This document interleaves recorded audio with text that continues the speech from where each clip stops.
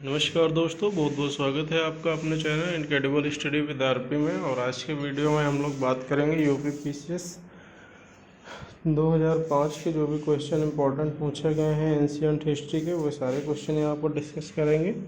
तो चलिए बिना समय बर्बाद किए हुए स्टार्ट करते हैं। पहला क्वेश्चन है निसाका। तो देखिए, मौर्य वंश के टाइम पीरियड में क्वेश्चन पूछा गया था निसाका किसे कहते हैं। तो निसाका होते थे स्वर्ण के आभूषण।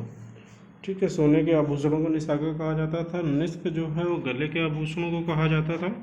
ठीक है, इसके बाद मौर्य काल में हमें पंचमार्क सिक्के भी मिलते हैं। और पंचमार्क सिक्कों के प्रचलन से एक चीज़ हमें जो बात को साफ समझ में आती है कि उसमें आकृतियाँ तो बनी हुई थी लेकिन उसमें कुछ भी लिखा हुआ नहीं था। ये काफ़ी ज़्यादा इम्पोर्टेंट था। आगे क्वेश्चन में कहा गया है कि स्वर्ण ये क्या होते थे, निस्क क्या होता था। दरअसल ये सोने के सिक्के होते थे। ठीक है, और सॉरी नेक्स्ट है चांदी के सिक्कों को कहा जाता था। इनको करसार्पण ये कहा जाता था या धरण भी कहा जाता था। और तांबे के जो सिक्के बने होते थे उन्हें मासक कहा जाता था। छोटे छोटे तांबा सिक्का को कारकाण कहा जाता था। अब आपको बता दूं, पहली चीज़ तो आप देखते हैं कि जैसे ही महाजनपद काल चालू होता है तो उत्तर वैदिक काल के शुरुआत में जो है इन सिक्कों का प्रचलन, सिक्कों बन गए थे लेकिन सिक्कों के चालू होने के प्रमाण नहीं मिलते हैं। यानी सिक्के को तो बनने के प्रमाण मिले हैं कि नहीं, सिक्के उस टाइम बन चुके थे बट उनके जो है प्रचलन में नहीं थे। और यही कारण था कि उत्तर वैदिक काल में हम ये देखते हैं कि उत्तर वैदिक काल में जो है बार्टर सिस्टम चलता था। बार्टर सिस्टम का मतलब ये हुआ दोस्तों कि जो है एक अपने सामान दूसरे को देना और दूसरे से सामान अपने हिसाब से दूसरे की सामान ले लेना, तो वो बार्टर सिस्टम का उल्लेख मिलता है। लेकिन महाजनपद कालों में और महाजनपद काल के बाद जैसे मौर्य वंश आता है तो यहाँ पर हमें सिक्कों के प्रचलन स्टार्ट मिलते हैं। लेकिन बस यही चीज़ ध्यान रखनी है कि इनमें फिर भी जो है लेखन शैली का विकास नहीं हो पाया था मौर्य काल में भी। इसके आगे अगला क्वेश्चन है न्याय दर्शन। तो न्याय दर्शन के प्रतिपादक कौन है। तो न्याय दर्शन के प्रतिपादक गौतम को माना जाता है। भगवान महावीर का प्रथम शिष्य कौन था। भगवान महावीर का प्रथम शिष्य जमाली था। अच्छा, और इसी में बता दूं भगवान महावीर ये स्वामी हैं, तो ये महावीर स्वामी हैं। ठीक, स्वामी का जो फेवरेट शिष्य थे या प्रथम शिष्य थे वो जमाली थे। फेवरेट तो नहीं कहेंगे क्योंकि इनका इनसे बाद में जो है विवाद हो गया था। और अगर बात करें कि बुद्ध का जो है प्रथम शिष्य कौन था तो वो अंगद था। ठीक है, और अंगद के ही कहने पर इन्होंने स्त्रियों को प्रवेश करने की अनुमति दी थी बौद्ध धर्म में। इसके पहले स्त्रियों को प्रवेश में अनुमति नहीं होती थी। और पहली जो स्त्री थी जिनको गौतम बुद्ध ने प्रवेश दिया था वो बौद्ध धर्म के अंतर्गत, वो थी महाप्रजापति गौतमी। ठीक है, और भगवान महावीर के स्वामी के बारे में कुछ और कथन देख लेते हैं कि इनका जो है बचपन का नाम वर्धमान था, इनकी माता का नाम यशोदा था, अणुज्जा जो है इनकी बिटिया थी, और उनका दूसरा नाम प्रियदर्शना भी मिलता है, ये पुत्री थी। और जमाली जो है इनके पहले शिष्य बने थे लेकिन बाद में जो है इनका उनसे मतभेद हो गया था। इसके आगे क्वेश्चन है उत्तरी तथा नॉर्थ वेस्ट भारत में सर्वाधिक तांबे सिक्के किसने जारी किए। तो अब आप देखेंगे तो ये जो पूरा आपका इधर साइड ये जो पूरा आपका देखेगा ये साइड ये आपका नॉर्थ हो गया। अब इधर साइड जो नॉर्थ वेस्ट वाला प्रांत आपका ये बनेगा। ठीक है, तो इधर वाले क्षेत्र में सबसे ज़्यादा अगर चांदी के सिक्के सर्वाधिक सिक्के जारी करने का श्रेय जाता है तो वो कुषाणों को कहा जाता है। ठीक है, कि कुषाणों ने जो है सबसे ज़्यादा सिक्के जारी किए थे उस समय। ठीक, और एक चीज़ ध्यान रखने वाली बात है कि जो कुषाण थे वो ना केवल सिक्के जारी किए थे बल्कि उन्होंने जो है सोने के सर्वाधिक सिक्के जारी किए थे। तो सोने के सर्वाधिक सिक्के जारी करने का काम भी इन्होंने किया था। तांबे के भी बहुत ज़्यादा सिक्के इन्होंने जारी किए थे। लेकिन एक चीज़ ध्यान रखने वाली बात है कि इनके जो है शासनकाल में चांदी के सिक्कों के प्रमाण नहीं मिलते हैं। ध्यान दीजिएगा, कुषाणों के समय में चांदी के सिक्के जारी होने का कोई भी प्रमाण नहीं मिलता है। इसको आपको फैक्ट याद रखना है, यही क्वेश्चन स्टेटमेंट में गलत बना के पूछता है।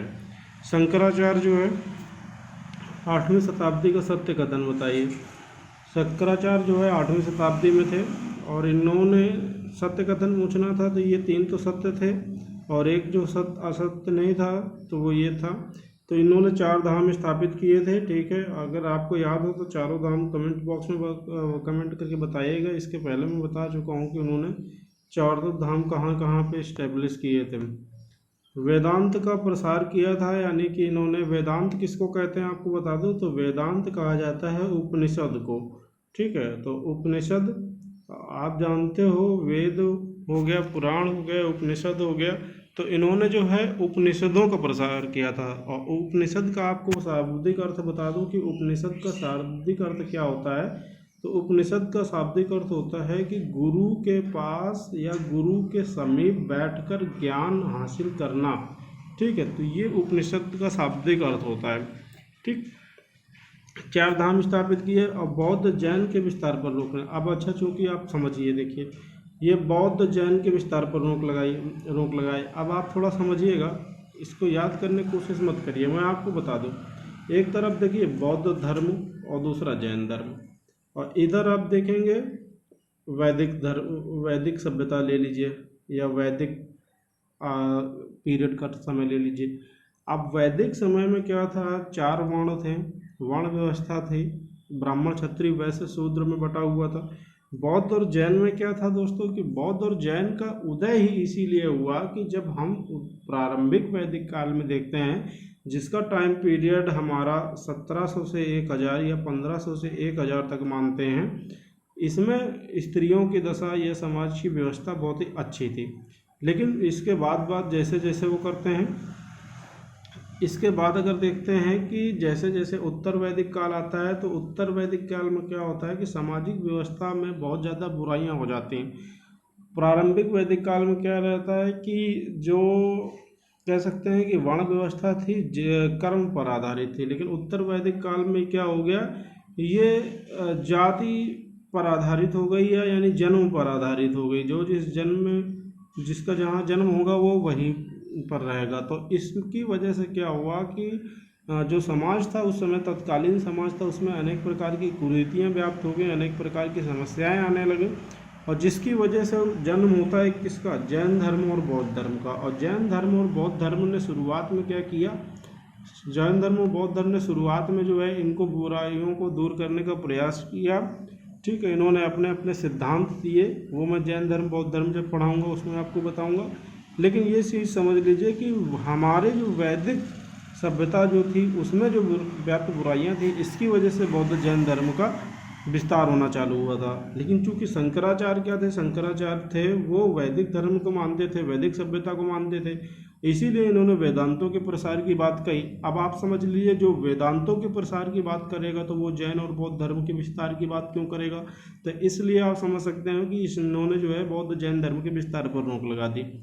इसमें जो असत्य कथन था, प्रयाग का तीर्थराज नाम नहीं दिया था। ध्यान दीजिएगा, शंकराचार्य ने प्रयाग का तीर्थराज नाम नहीं दिया था। आप ये याद रखिए, 4 बौद्ध धर्म स्थापित किए थे, 4 धाम स्थापित किए थे, बौद्ध जैन का विस्तार पर रोक लगाई थी, वेदांतों का प्रसार किया था। इसके बाद इसका अगला क्वेश्चन देखते हैं, सोनगिरी। अब सोनगिरी में आपको बताऊं, सवाल ऐसा पूछा गया था, सोनगिरी कहाँ पर स्थित है। सोनगिरी आपका है मध्य प्रदेश में स्थित है। मध्य प्रदेश में दतिया नामक जगह है, दतिया वहीं पर स्थित है। अब दतिया आपको बता दूं मध्य प्रदेश का दरअसल सबसे छोटा जिला है दतिया, ठीक है। और आपको बता दूं कि सोनगिरी में 108 जैन मंदिर भी हैं। तो ये यूपीपीसीएल 2005 में आपके टोटल 6 सवाल पूछे गए थे, ठीक। आप इसका पैटर्न देखेंगे तो एक साल में कम से कम कहीं 15 से 16 क्वेश्चन एंशिएंट हिस्ट्री से पूछ ले रहा है, कहीं 5 से 6 पूछ रहा है, ठीक। तो कुछ भी फिक्स नहीं है। और हर साल का आप इसका वो देखेंगे, ड्यूरेशन देखेंगे तो क्वेश्चन फ्लक्चुएट करते हैं, कभी कम पूछता है, कभी ज़्यादा पूछता है। और अल्टरनेट साल में ज़्यादा पूछ रहा है, ठीक है, और अल्टरनेट साल में कम पूछ रहा है, दोनों बातें हैं। तो इस चीज़ को ध्यान दीजिएगा तो आप क्वेश्चन थोड़ा एनालाइज कर पाएंगे। इस वीडियो में फिलहाल इतना ही। Thank you very much for watching this. Subscribe करें प्लीज़ चैनल को।